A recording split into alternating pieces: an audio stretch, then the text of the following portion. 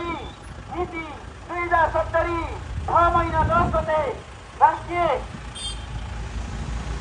दैनिक तिलोत्तमा पत्रिकामा अनाधिकृत घर टहरा हटाउने सम्बन्धी सचेत सूचना गर्दा पनि हालसम्म नहटेको हुँदा सम्बन्धित सरकारवाला पक्ष तत्काल खाली गरिदिनका लागि यो सार्वजनिक सूचना गरिएको छ। यस सूचनालाई पनि अटेर गरेमा